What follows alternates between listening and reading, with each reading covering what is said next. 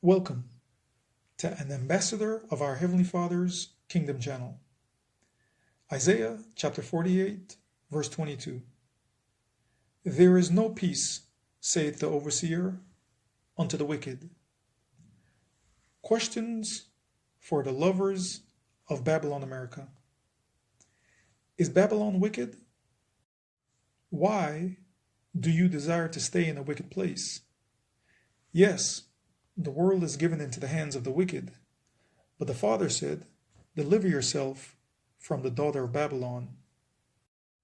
Which false prophet you know will openly admit that the word of the Most High is a hustle for them, and that it's a means for them to live comfortably in Babylon, go on luxurious vacations, without truly believing one word of the gospel? Which one of them will confess and expose the greed of their wicked hearts? The answer is none. Their goal is to convince you, the people, that they are about holy and righteous living.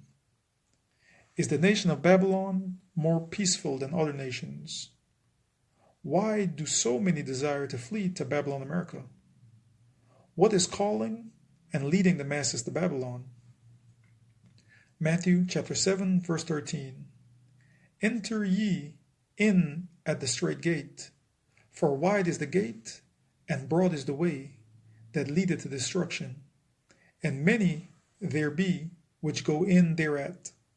Because strait is the gate, and narrow is the way which leadeth unto life, and few there be that find it. Do they flee for the American dream? Is it mammon they seek? Are they fleeing to Babylon for the love of the Most High? Is your Babylonian false preacher teaching you not to flee, and the message is sweet to you? Did you find your leader in Babylon? Does he or she prepare you to live a peaceful life? Are you living a peaceful life in Babylon? Does your Babylonian leaders tell you there is no sickness the Most High can't heal? Will the Most High heal the plagues and pestilences that's in store for Babylon?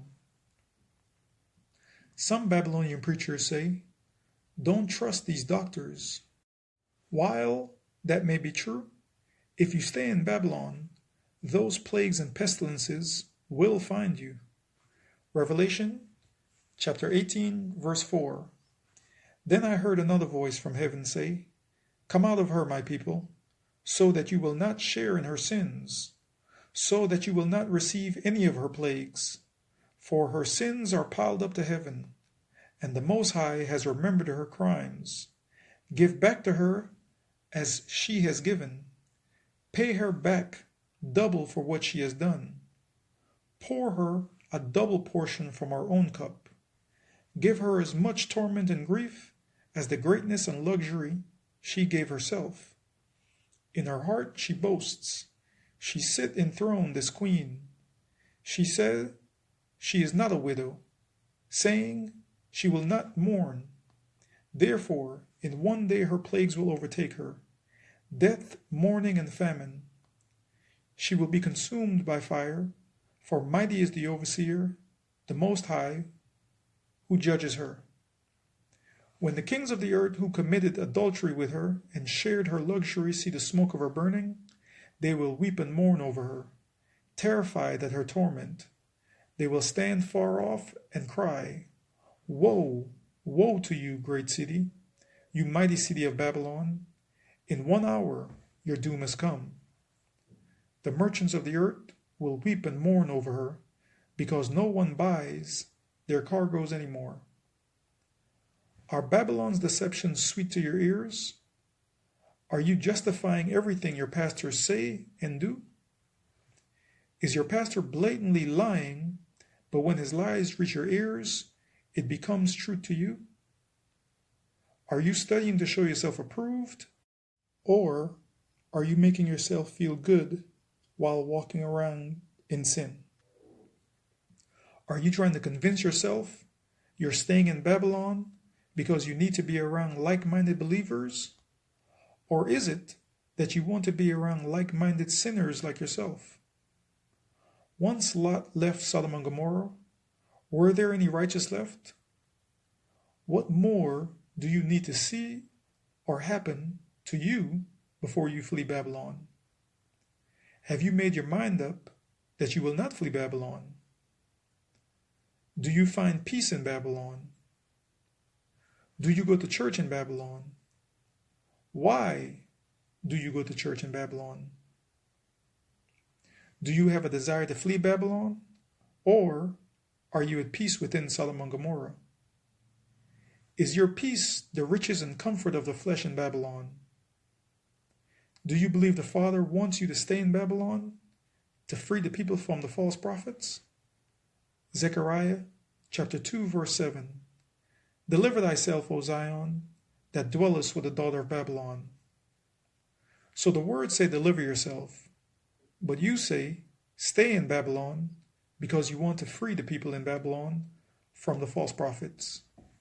How can you free anyone if you're not free? If you're in Babylon and you're not attempting to flee, you're automatically pursuing pride. For those that fled Babylon, are you still pursuing vanity while calling it righteousness? Have you fled, but the love of this world still reigns supreme within you? Separate yourself from your routine and let the Father order your steps. Stop being the author and finisher of your own fate, and let the peace of the Most High be your daily pursuit. Instead of looking for the next high, next adrenaline rush, know how to be at peace in solitude. Overcome boredom by keeping your mind on the Word. Know how to be content wherever the Most High establish you. If you're in Babylon, don't look for peace, comfort, or joy. If you're pursuing a spirit-driven life, what you need to do is get out of Babylon. Stop trying to salvage your life in Babylon when the Most High is trying to tear it down. In the comment section, please feel free to share a testimony of the greatness of our Heavenly Father. Thank you in advance. You never know who you may help with the simplest of words. If you have any questions, you could type it in the comment section. For more personal questions or advice, I can be reached at the email on my YouTube page. Thank you for stopping by, and remember, Matthew chapter 10, verse 39.